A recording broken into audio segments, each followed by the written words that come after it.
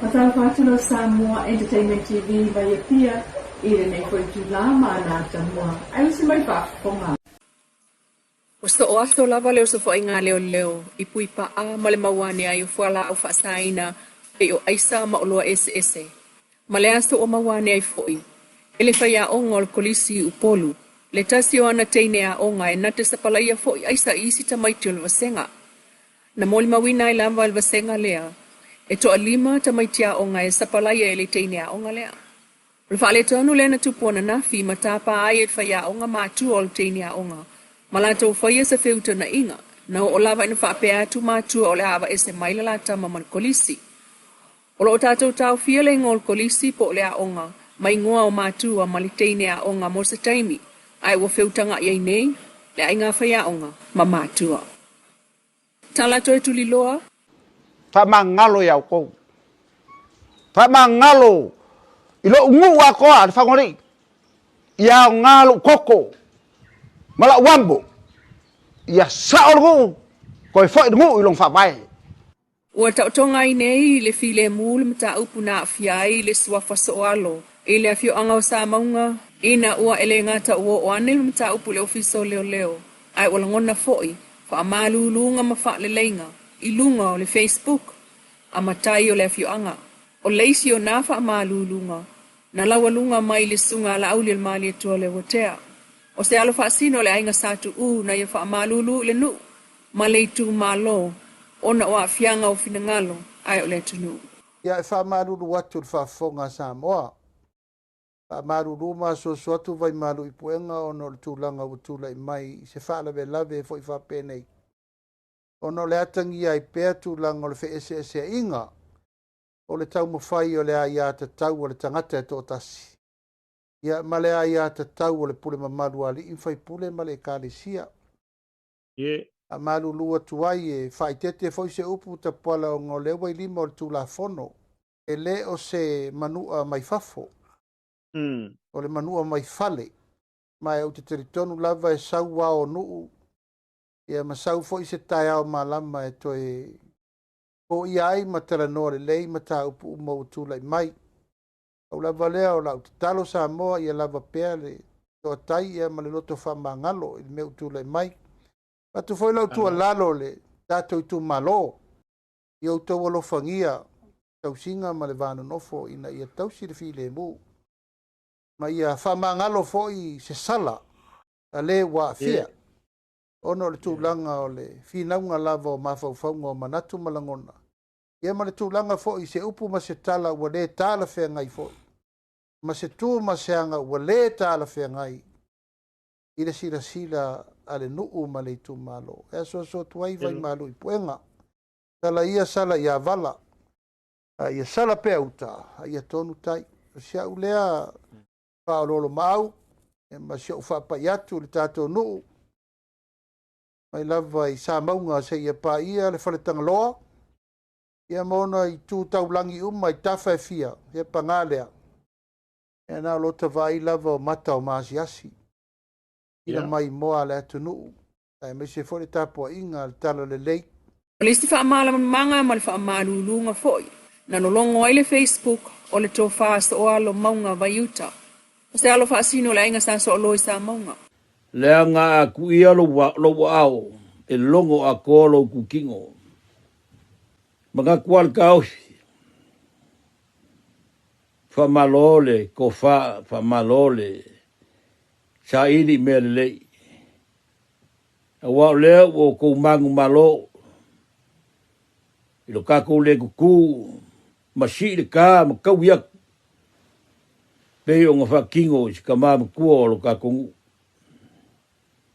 E o ia kako ke le whakasi pea msolo mangu. Ai leo mawhai o ngā misi, fuafuanga o lo kako ngu. Fuafuanga o lo kako ainga ualonga ai kau malele.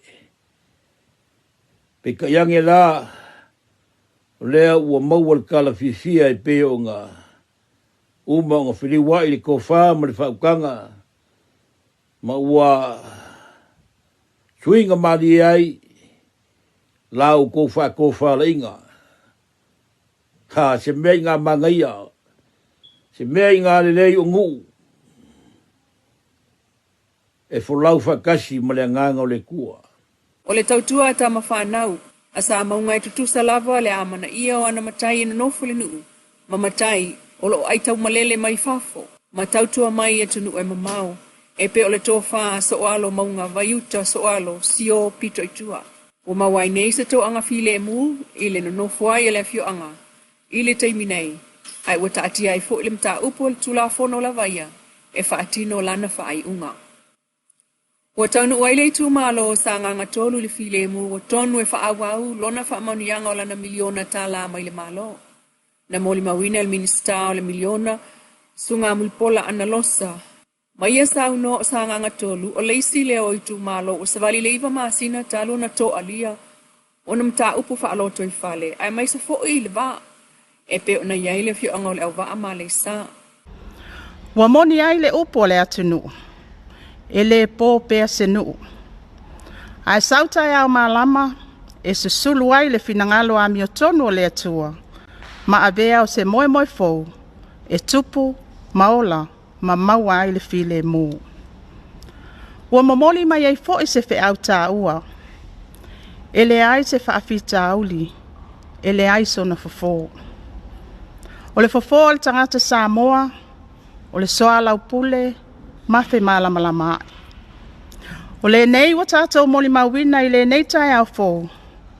O le asaini aloa i ai le malienga tautupe. O le poloketi miliona tala. Ale tu malo a sanganga tolu. Mo le whaamatu uina o vai ngā tupe ta itasi o le miliona tala. A wale ati na e o le tu malo. Sa tele aso vai aso masina o tamwhai atu mta ngā luenga na i fō i alfa afita uli sa tulai mai. Pamnatu el minista, a wane ingalo, wana o se amatanga ai wha moe le se o le waa ngā lue wha atasi o le tei fono, ma le fono wha avaya le itu malo e una i wha atasi a wasi manuia o le itu malo. Na mawhai e le FESA, le Fire Emergency Services Authority po le pulenga o fuimu, o na wha tontonu matau fio file sa solo, a le afi lena sa sawa e se mawata, e tua ne o le whalainga o le sunrise i tau fusi, i le po na po. O afianga o le nā maota e le maua mai se tala mautu, mai le ofisa fui mui le mafua anga tonu, pei tai o wha anga solo pea suenga. Tu so le valu le po na po len wha sara lautu sa o i lunga i pa anga, a le Facebook fai tele. Mai sa tele fo ini tau mate matenga po ngā fea tonu o le taulanga i pia. Ai o le umane o le talali, maasu, ma toa le au fui mu, mai loa ne ai, le taunu unga o le ngārwe ngalavea ai. O le tau loto inga o lea vaya ai, so ta ilava fo ngā whale ma pisnesi, ai o le tutu ai alwaenga fui mu, lea na moli mawina. E pei fo na moli mawina le mawhai o na whaatontonu le so solo le afi, le isi atu i tu o le taulanga lea na afi ai, se vaenga o le whale talavai o Maria i sa leufi, i le vaya so taluai.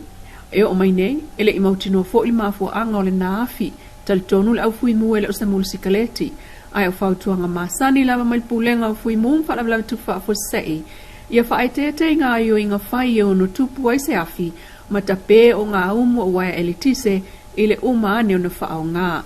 E le iniso i fua a whai na mai nā afi le taulanga vanga na ai mea tō tino.